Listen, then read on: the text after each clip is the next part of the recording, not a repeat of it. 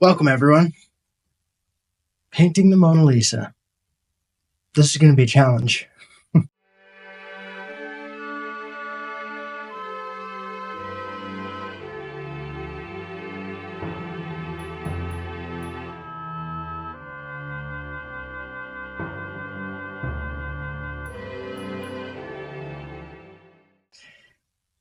So far, I've been working on the preparation for the panel. And if you've been following along, you'll see all the shorts that I've been putting out, little tidbits here and there of what I'm doing. But I thought it'd be nice to give you guys a more in-depth video on the process and how I'm going about painting this painting. So sit back, relax, and enjoy part one, preparing the surface.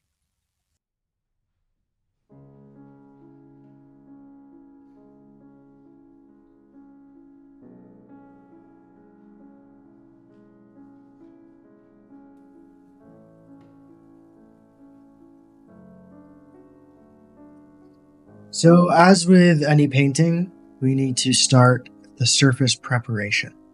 In this case, we're going to be preparing a poplar panel, just like the Mona Lisa itself was painted on. Now, for any good woodworking, you need to have sharp tools. So as you can see here, I'm sharpening my plane blade and getting it as razor sharp as I can, so that while we're cutting the wood, it is easy to work. It's safer, actually. You don't want to be slipping and tearing chunks out.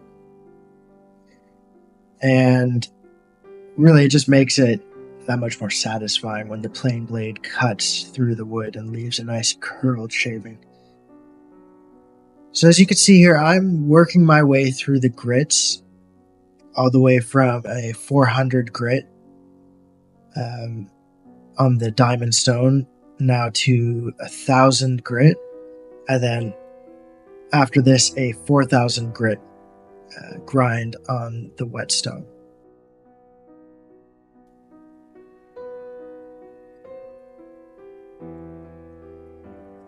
I was actually working through a little divot that I had in the end of my blade after planing a door.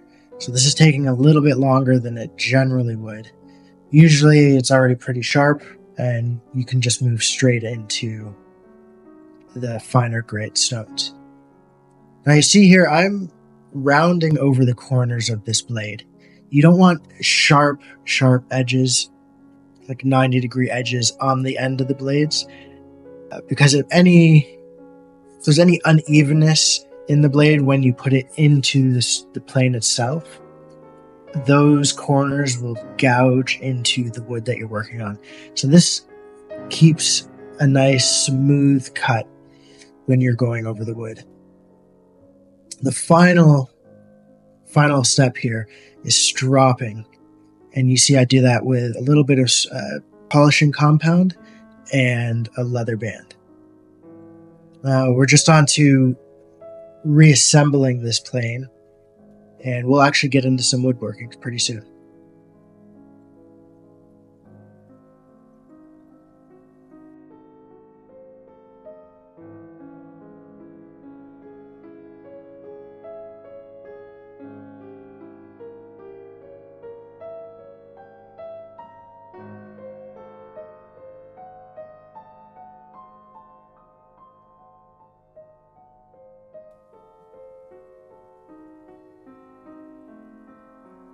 Okay, so here we go. This is a poplar board, and it is 11.5 by 3/4 thick. So we're going to have to join two of these boards together to make up the total width of this painting panel, which is roughly 53 centimeters. So I start by cutting off a couple sections of board. Now, I am making sure that I have some room left over here. I've given myself an extra 2 centimeters, so that I have a centimeter on each side, and this will give me room for error later on.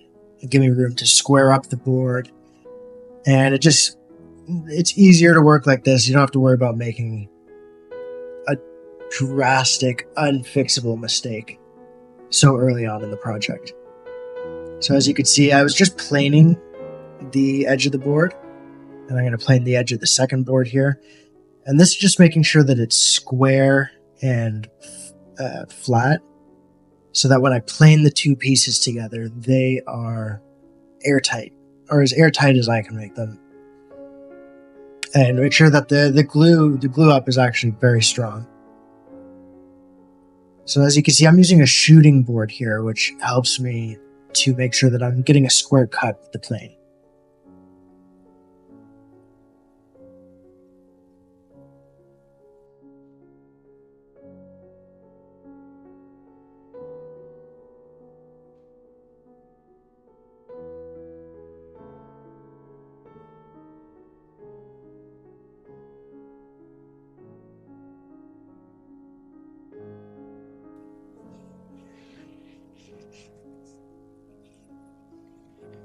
So I'll be using a traditional method for clamping these boards together, which is why I have these three other boards underneath the main panel. And we'll get to that in a moment. But you'll see that I'm just laying everything out right now, making sure I have all the tools, everything that I need in place and ready to go. Because once I get the glue on, I don't want to be waiting around for too long. You'll also see that I'm taping these boards at the area where they will be crossing over the glue joint. And this is just to prevent them from being glued to the panel itself.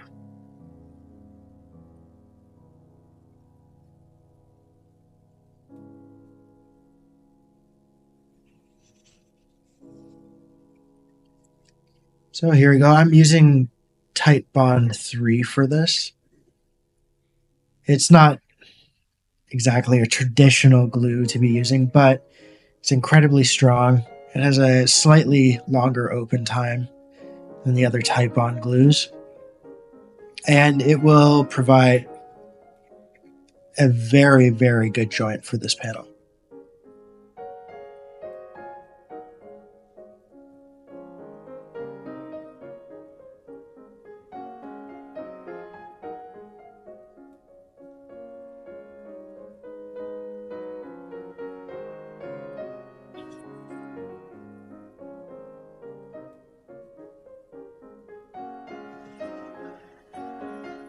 Alright, so we're moving on to the actual clamping now.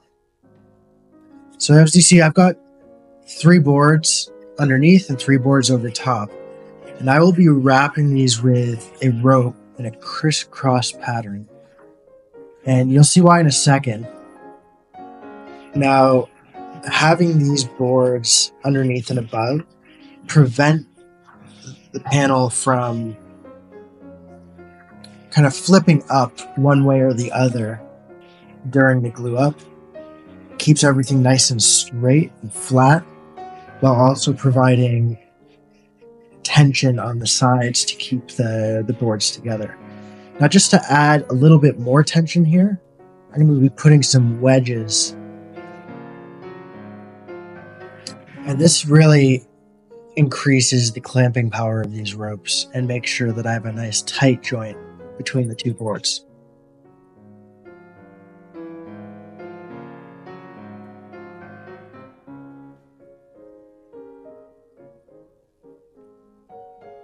Just cleaning up the extra glue. This gives me a little bit of an easier job later. And here we are. We've got the board glued up. And I'm just cutting some back braces now. These will be going on just to help provide a little bit more structure behind, maybe to try to prevent some warping if that should ever happen.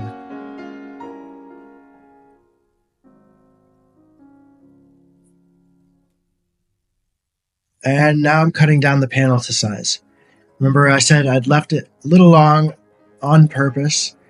So I've cut it to size and again left a little bit of room so that I could plane it down the rest of the way and make sure everything is nice and square and flat. And I'm going to do this to all of the sides here.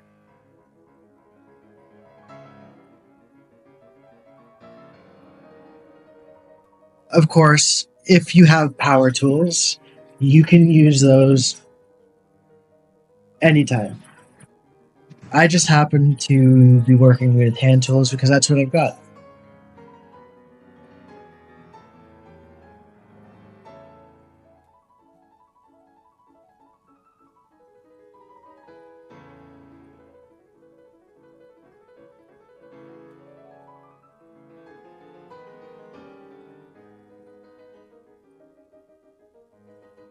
Now, I've got to say, this has been a really fun project for me.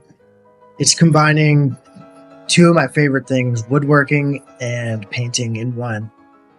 And I generally don't work on panel.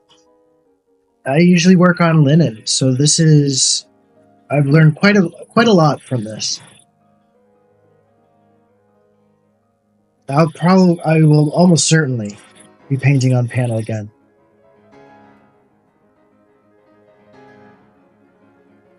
So here I'm just finishing up this last side, and I will put it back on the shooting board after this and square it all up, and then we'll be moving on to the next stage.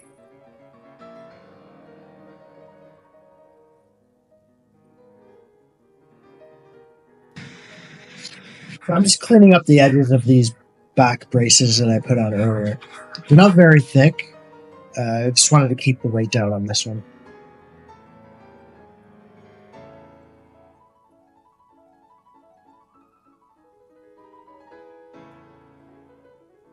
Here we are onto the rabbit skin glue. Now this is basically rabbit collagen. It's a connective tissue. And this is a traditional glue that's been used in woodworking and in painting for hundreds, if not thousands of years. So I've measured it out to a 10-to-1 ratio here. So 100 grams of the dry granules and 1,000 grams of water. Now I'm going to mix this up, just make sure there's no clumping, and let it sit for a while so those granules can really soak in the water. And once they have, you'll see it's kind of you'll see how they've soaked it in. I'm going to heat this slowly, very, very, very slowly over the burner. And when I say slowly, I mean mixing this and letting those granules melt. That little video, that actually took about 17 minutes. Because you don't want to overheat this stuff. It will ruin the adhesion of the glue and break down the collagen in it. So here I'm applying it to the back of the panel. And the reason for this is to make sure that there's no moisture exchange into and out of the panel. I don't want this panel to be moving and warping after the painting's on top of it. You want as stable a structure as you can possibly have. So I'm going to do the back here. And after this, I'm going to do the front. And I'm making sure I get into all those little nooks and crannies and cracks in between the braces. I just want this thing sealed up tight so I don't have any problems in the future. I mean, the less moisture in this piece of wood, the better. It'll help with mold and rot. And again, I can't stress this enough. You want a nice, stable surface for your paint to be on.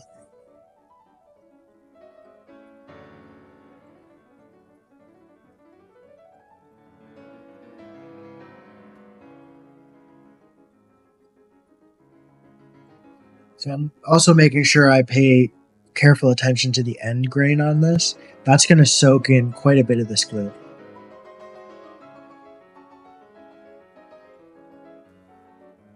Here, I'm just using a little bit of the leftover sawdust from cutting the boards, fill in some of the gaps and cracks here before I move on to gluing the actual surface of this and sizing the panel. You don't want to go too thick here with the coats. Nice and thin, and just let it soak in. Make sure it's even. We're going to be doing another coat on top of this in the opposite direction. So this is again sealing the wood and prepping it for the next layer, next step, which would be gessoing the board. And here we go. I'm starting to make the gesso. You can see this is the next day, so that glue is really gelled up. So I'm just cutting chunks off to measure. And I'm measuring roughly 8 ounces here.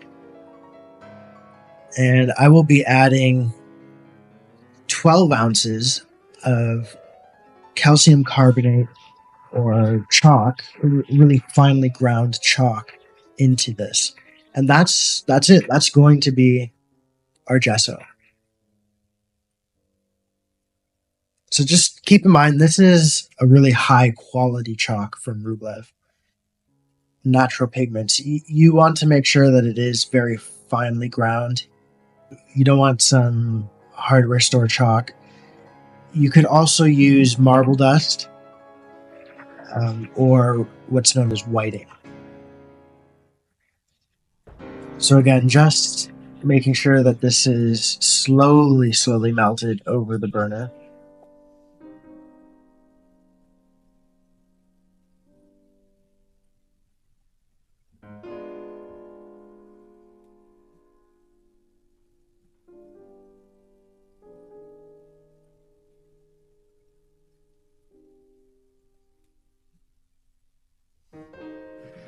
And these things do take time. This whole process has taken over a week. What's shown in this full video. So just keep that in mind, but it's totally worth it in the end. It's such a smooth surface that you end up with, and I'm very excited to be painting on it.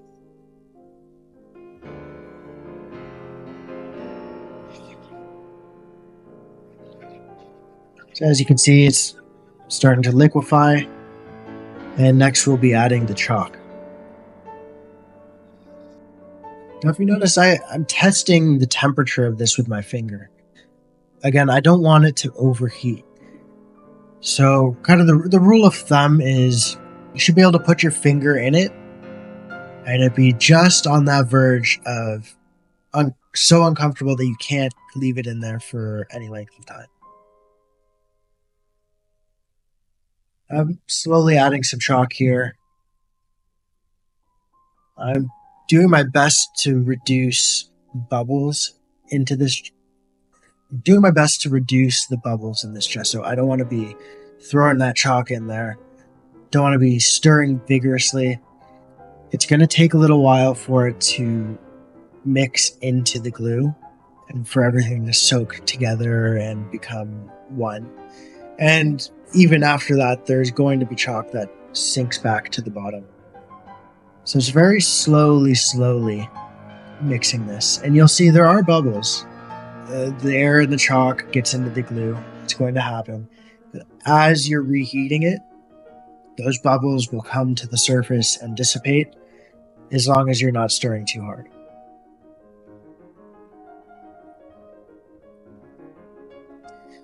Any bubbles in this, when you put it onto the panel, they will pop and form little divots in the surface.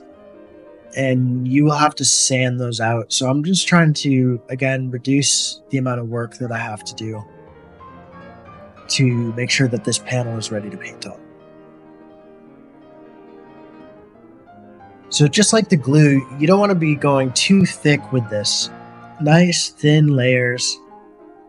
So you want to make sure that they can dry properly and that they adhere properly to one another. So spreading it evenly with a hog hair brush here.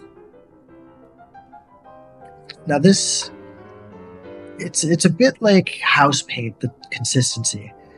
It's a little bit thick, you gotta work it in. You gotta, every once in a while, get the tip of the brush and kind of push it into the grain and into the wood.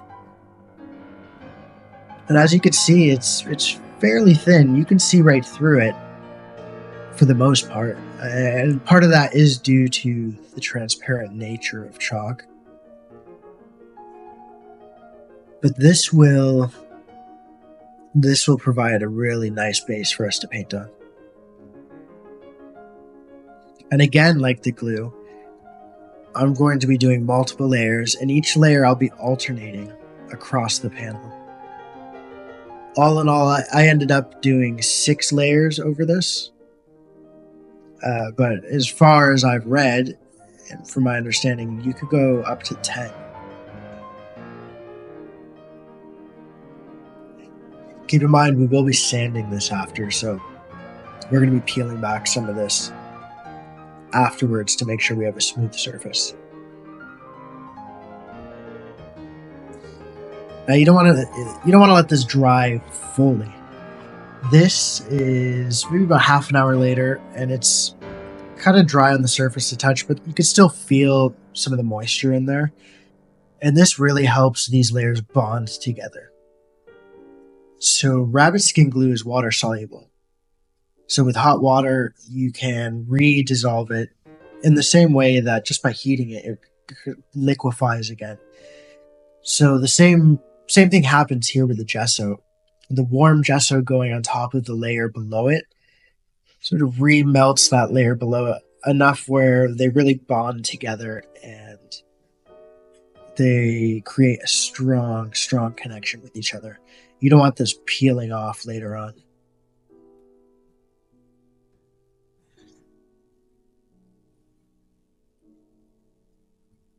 So I'm going to skip ahead here. I don't think we need to watch 6 layers of this go on.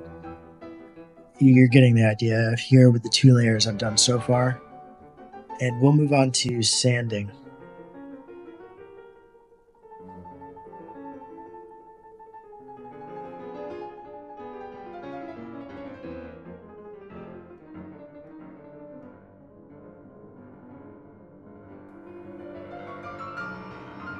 So here we go. I've started off with a relatively heavy grit sandpaper to get rid of the brush marks and lumps or any divots in the surface.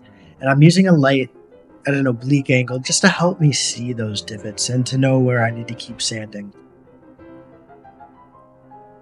I progressively moved through grits up to about an 800 grit sandpaper just to get a nice smooth finish on this. Now it's actually surprisingly hard.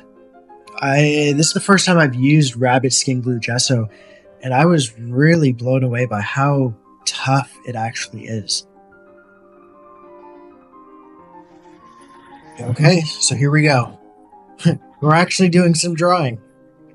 Woodworking is complete, and we're really starting to get into something here. For this copy, I really want to focus on the paint and the surface. So rather than just free drawing the Mona Lisa onto the panel, I decided to use a grid just to make sure that everything was in the right place and to make my life a little bit easier in that front. So I'm using a little bit of tracing paper here, and I'm going to be just gridding this up, doing a quick outline of the main forms, and then transferring that to the board itself.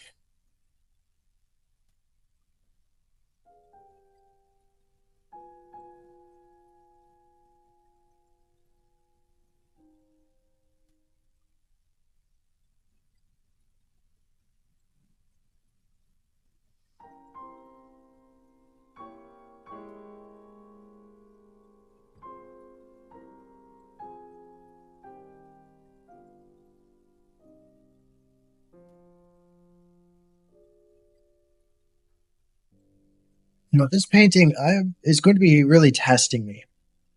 I don't usually paint in the method that I will be using to paint this painting. I'm usually more inclined to paint thickly and with a lot of texture, more like Rembrandt. So having this smooth surface and trying to get those very subtle transitions through glazing rather than through many layers of intertwined brush marks is going to be a lot of fun, I think. It's something that I hope, well, that I plan to take into my other paintings. These little techniques and just adding to my repertoire, just to make myself a better painter. And my journey to master this craft and to learn different techniques to get after the effects that I'm looking for. Gosh, what a beautiful painting.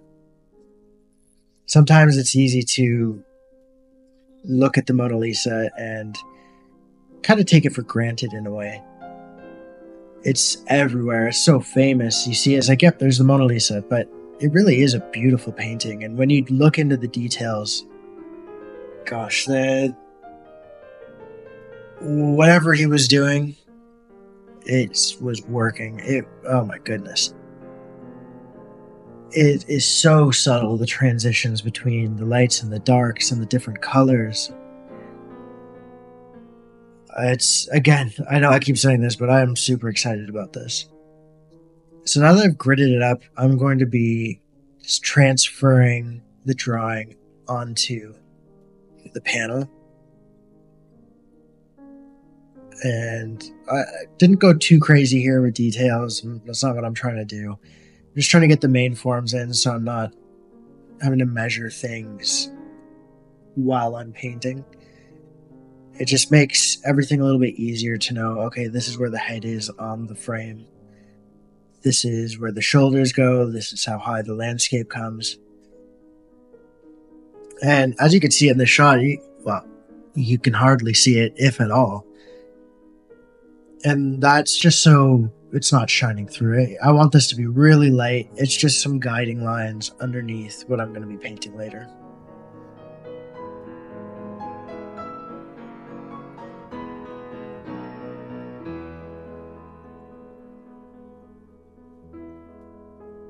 So here's a close-up. And like you can see, it's not crazy.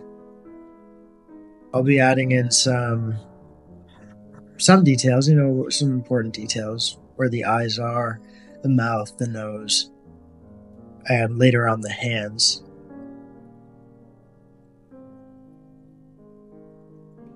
And I'm not trying for anything exact right now. I just want to get just the positions as correct as possible. As I paint, I'll be doing adjustments, and you'll see things shift around and move around a little bit, just to get the expression right, just to get everything more exact where it needs to be. And you'll see this as it evolves. But that's most painting. You start out general, and you start to work into the more refined shapes and colors and shades.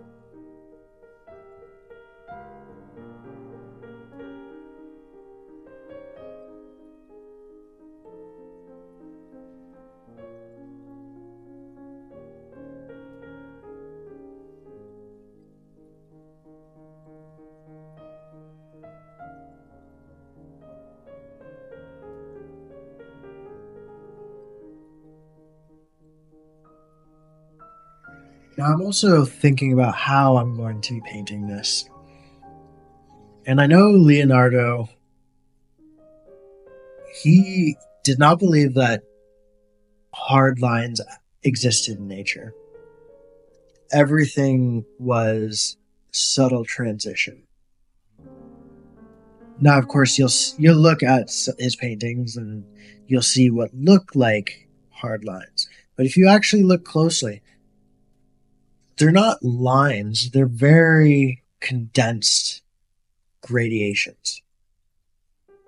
But they are gradations. They come from dark to light, just quicker than the more drawn out ones, say, on the side of the cheek or on the larger planes of the face. And so I don't want to be blinded by these lines too much later on, or even early on. I'll be doing some really light, not washes per se, but very thin glazes over this to start it off in an already not quite a watercolor way, but an already very dissolved way, so that as I go, those transitions kind of come out on their own. I'm not trying to work out from lines. I'm trying to think in lights and darks and to build those up gradually, so that sfumato effect is achieved. Okay, so after the underdrawing, I'm just sealing this up with another 2 layers of rabbit skin glue. Now this has been diluted, so this is a 30-to-1 ratio of water to glue. And this does 2 things. This seals in the drawing so that it's not getting moved around with the paint. And it also seals that gesso. Now with the chalk, the gesso is very absorbent. So trying to paint over top of that directly would suck all the oil straight out of the paint. And it would not leave a very good film of paint that the subsequent layers would be attached to. This is just to make it more archival, to make sure everything is connecting to the layers below it properly. So again, 2 layers of rabbit skin glue over top of this. And we're getting close to the end of this video and the end of this really preparatory part of the painting process. It takes a lot of patience, definitely a lot of patience. But I definitely recommend anyone who can trying this. You can do this on top of store-bought panels as well. I'm a little weary of the plywood panels. I don't know how archival they are.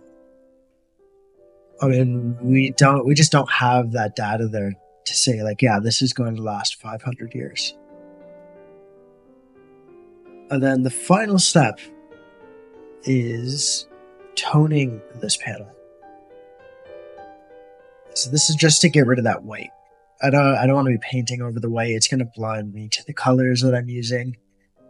And it's going to make it really difficult to get accurate tones and shades and lights and shadows. So I'm using, basically, this is just yellow ochre and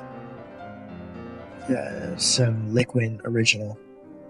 And of course, liquid original isn't traditional either. We'll find out how archival this is as well. But it will dry pretty fast, and from my experience, I just haven't had any issues with it. So I'm using it here. Now I'm using yellow ochre because looking at a few of Leonardo's unfinished paintings, he has sort of a yellow base underneath.